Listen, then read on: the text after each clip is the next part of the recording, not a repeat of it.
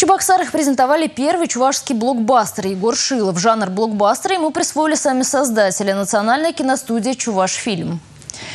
Премьерный показ был закрытым. По его итогам продюсеры должны определиться, что необходимо доработать и каким в конечном итоге должен быть фильм, чтобы выйти в широкий прокат.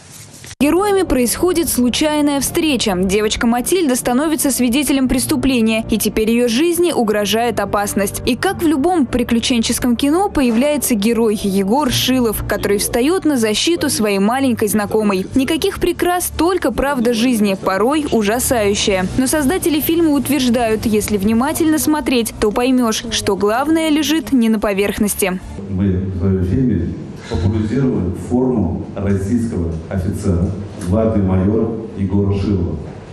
Человек, который прошел все локальные войны.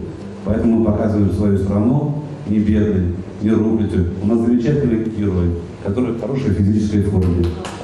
Это Егор Шилов. Да? У нас замечательная красивая девочка, не наркоманка. Это чебоксарская школьница. Сюжет уж очень напоминает культовую драму Люка Бессона «Леон». Имена главных героинь и вовсе совпадают полностью. Кстати, актриса, сыгравшая чувашскую Матильду, взяла себе псевдоним Таня Юн, имя первой чувашской кинодивы, популярной в начале 20 века. А Егор Шилов также встречался в фильме Никиты Михалкова «Свой среди чужих, чужой среди своих». Такими параллелями авторы сценария хотели отдать дань уважения актерам и их персонажам. Где ты живешь? Да тут недалеко, в 2 кварталах, с бабушкой. С бабушкой? У нее больное сердце, но она добрая. А где твои родители? Они умерли, когда я еще была маленькой. Чтобы в Чувашии состоялась премьера Егора Шилова, произошло невозможное. На время открыл двери кинотеатр «Сеспель». Оценить фильм собрались не только жители республики. На красной дорожке можно было встретить Владимира и Юрия Тарсуевых, Александра Числова и Тимура Ефременкова. Все они известные в киносреде люди и считают, что региональный кинематограф непременно будет развиваться. Все съемки фильма проходили без выезда из республики. Чебоксары стали большой съемочной площадкой, а для большинства актеров и даже режиссера-постановщика Евгения Герасимова дебютной работой в кино. Мы не хотим делать какое-то культовое кино, какое-то культовое отношение именно к нам и к нашему производству. Егор Шилов — это только, говорю, репетиция перед большим таким мощным проектом «Чудо».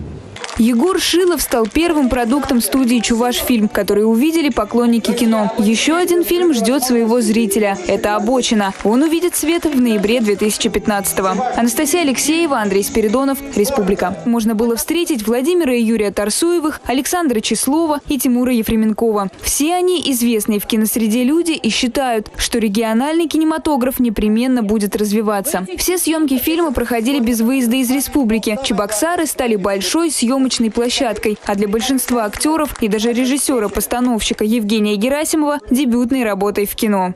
Мы не хотим делать какое-то культовое кино, какое-то культовое отношение именно к нам и к нашему производству. В Чебоксарах презентовали первый чувашский блокбастер «Егор Шилов». Жанр блокбастера ему присвоили сами создатели – национальная киностудия «Чувашфильм». Премьерный показ был закрытым. По его итогам продюсеры должны определиться, что необходимо доработать и каким в конечном итоге должен быть фильм, чтобы выйти в широкий прокат.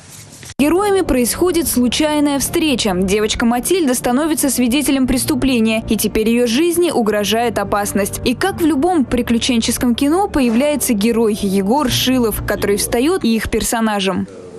Где ты живешь? Да тут недалеко, в 2 кварталах, с бабушкой. С бабушкой? У нее больное сердце, но она добрая. А где твои родители? Они умерли, когда я еще была маленькой. Чтобы в Чувашии состоялась премьера Егора Шилова, произошло невозможное. На время открыл двери кинотеатр «Сеспель». Оценить фильм собрались не только жители республики. На красной дорожке У нас замечательная красивая девочка, не наркоманка. Это чебоксарская школьница.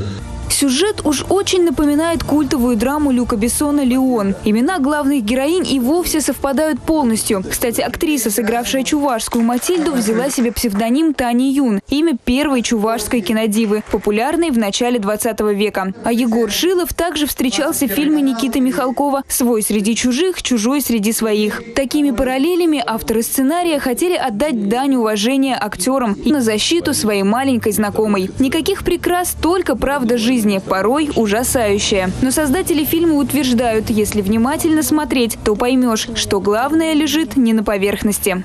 Мы в своем фильме популяризируем форму российского офицера, главный майор Егора Шилова. Человек, который прошел все локальные войны. Поэтому мы показываем свою страну не бедной, не рухлядью. У нас замечательный герой, который в хорошей физической форме. Это Егор Шилов.